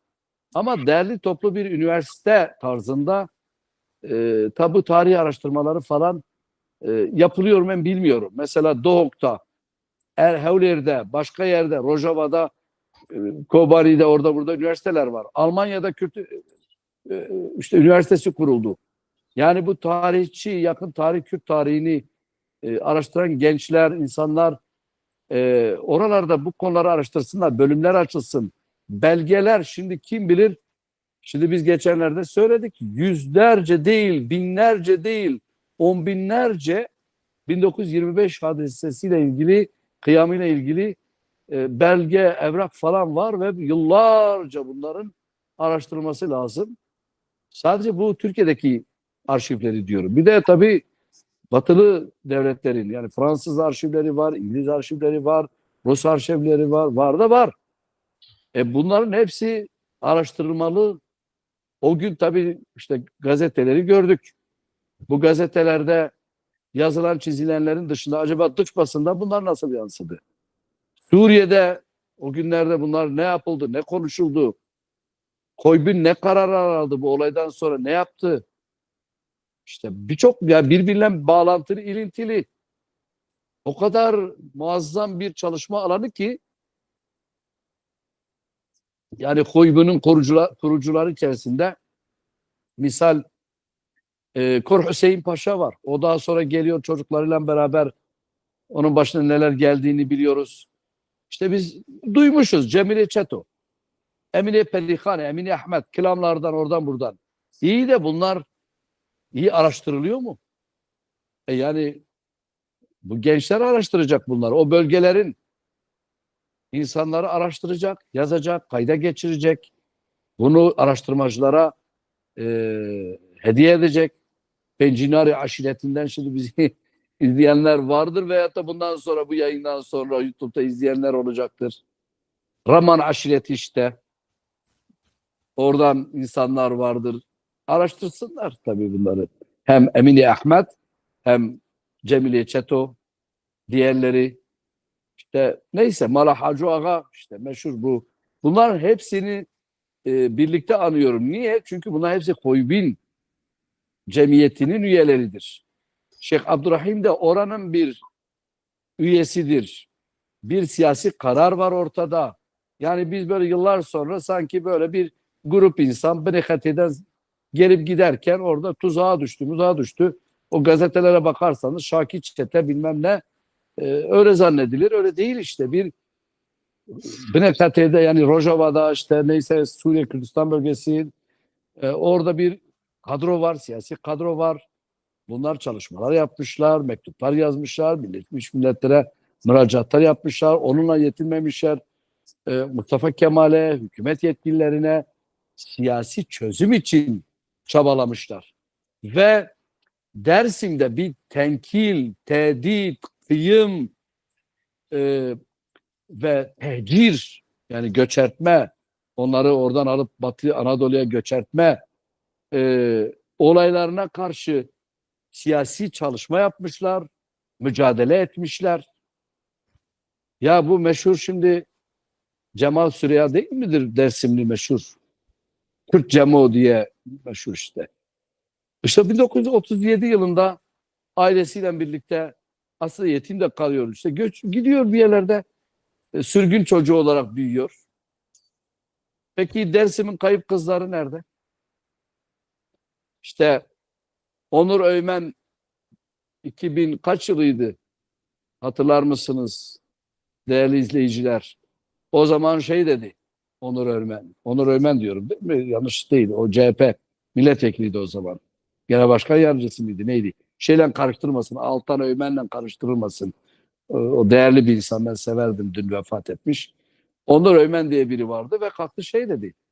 2012-13 yıllarında kafamızı kızdırmasınlar. Bir Dersim yaşatırız.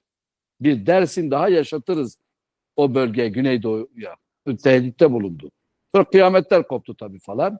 Ardından o zaman Cumhurbaşkanı olan Abdullah Gül, Başbakan o dönemde Sayın Erdoğan çok ciddi şekilde o Onur Öymen'i falan kınadılar. Dersim halkından bir özür dileme oldu, bir helalleşmekten bahsedildi. Birçok hükümet yetkilisi, birçok devlet yetkilisi, siyasi insan o gün Dersim'e yapılanları konuştu, o acıları işte paylaştıklarını söyledi. Bugün de hala o şeyler konuşuluyor tekrar. Yani bu Dersim'in hakikaten ayrıca da konuşulması lazım. Oranın başına gelen çok felaket şeylerdir. Ama ben tabii şunu da üzülerek söylüyorum. Dün gece bir Dersimli meslektaşımla, dostumla beraberdik. Yani hukuktan, işte avukatlıktan bir dostum. Yani bu Dersim'in bu kadar kıyımına rağmen böyle asimile edilmesi çok trajiktir. Özel olarak ne kadar aşiret, ne kadar şey varsa onlar alınıp birçok yere götürdü. Şimdi büyük şehirlerde, Ankara'da, birçok yerde, İzmir'de gittiğinizde bir Dersim sürgününden kalma adam görürsünüz. Kürt coğrafyasının başka illerinden gidenler geri döndü. Ama Dersim halkının büyük kısmı artık geri dönmedi. Bu çok enteresandır. Dersim'den 1937-38 yıllarında sürgüne götürülen o kıyım zaten gazlarla falan Sabiha Gökçen'in uçaklarla gazla öldürdüğü insanlar ayrı bir dram, ayrı bir trajedi. O çok ayrıca konuşmak lazım. Geride kalanlar sürgüne götürüldü. Ve Dersim halkı bir daha memleketine de geri dönmedi ya. Çok az bir kısmı geri döndü. Yani işte Şeyh Abdurrahim ben bugün paylaştım. E, Etrafında tabii Suriye'deyken, Menekhete'deyken yakınında arkadaşları da var. Diyor ki yani şeyhim diyor, e, ya bu kadar Kürt şeyi var diyor ya. Asker, komutan, şu bu Menekhete'ye gelmiş eski Hamidiyelerden kalmalar. Onlar gitsinler Dersim'in yardımına. Yani biz zaten birçok acı yaşadık. 25'te ve sonrasında. Geldik buraya, şimdi kalkıp tekrar döneceğiz, tekrar sil baştan aynı yerden. Hayatımıza mal olacak. Dersim'de biz yok olup gideceğiz. Hayatımız işte mahvolacak. Şeyh Abdurrahim arkadaşlarına diyor. Diyor ki bak ben bir alim adamım. Hakikaten Şeyh Abdurrahim Efendi yine Şeyh Said Efendi diğer kardeşleri gibi ulemadan bir insandır. Arapça, Farsça, işte Kurmancı, Zazaki falan bilen bir insandır. İyi de donanımı var, ilmi var, irfanı var. Ama romantik de bir tarafı var. O da çok enteresan. Zaman olsa da anlasak yani e, böyle film kahramanları gibi bir romantik şeyi var. Yani o dağlardayken falan mesela Pila'nın, Palo'nun dağlarındayken etrafındaki arkadaşlarını toplar. Hele bize bir kılam okuyun, hele bir kaside okuyun, hele kalkın bir goven oynayın. Lawej yahut da kelimek Dengbejiyan falan onlara söylermiş. Gittiği yere ruh ve hayat verilmiş. Romantik tarafı olduğu için de o insanlarla duygusal bağ kurmasını bilen, sürekli etrafında gençleri toplamasını bilen. Mesela ben şeyi diyorum, diğer direniş komutanlarının ekipleri dağıldı gitti. Ama Şeyh Abdurrahim'in etrafının dağılmaması, yani yine bir benzetme olacak ama ben her o Braveheart işte Cesur Yürek filmini izlerken benim aklıma sadece ve sadece Şeyh Abdurrahim gelir. Meşhur o İskoç Evet. direnişçi, Evet. meşhur direnişçi o Cesur Yüreğin filmini izlerken hakikaten aklıma sadece Şeyh Abdurrahim gelir. O Cesur Yürek gibi bir insan ve son sözüm Şeyh Abdurrahim deyince Cesur Yürek de insan demek gerekiyor. Ve böylece bir kendimce bir virgül koyayım. Evet, teşekkür ederiz Muhammed Bey. Gayet güzel bir sohbet oldu, gayet aydınlatıcı. Şeyh Abdurrahim nihayetinde her ne kadar çevre tarafından ihbar edildiyse de yine halk tarafından diyelim en azından naaşı gizlendi ve bir ölçüde en azından korunmuş oldu. Finali de yani aslında çok sembolik bir final olmuş. Yani ömrünün o şekilde e, başının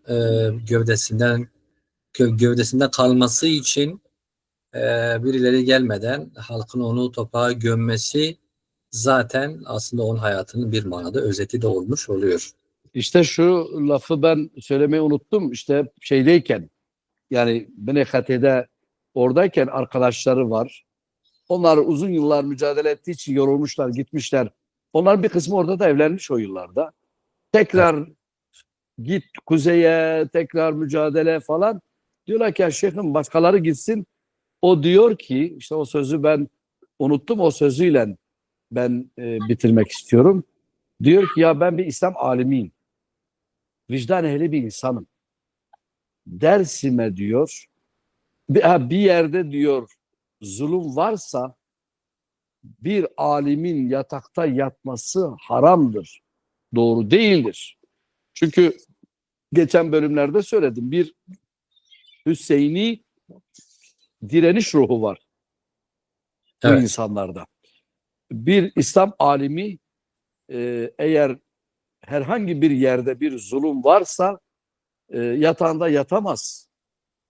Gider Evet. müdahale eder. İmkanı varsa, gücü varsa gidip o zulmü, o haksızlığı ortadan kaldırmalıdır. İşitiyorum ki Dersim'in üzerine bomba yağmakta. Dersim'in üzerine bomba yağarken ben burada mıra kahvesi içemem diyor. Meşhurdur biliyorsunuz orada Menekhete'de aşiret büyükleri oturup böyle e, kahve içip sohbet ederler, uzun uzun siyasi şeyler. E, Çok da rahatsız oluyor Şeyh Abdurrahim. Diyor ki yani nedir? Bazı şeyler var, ben çok girmek istemiyorum.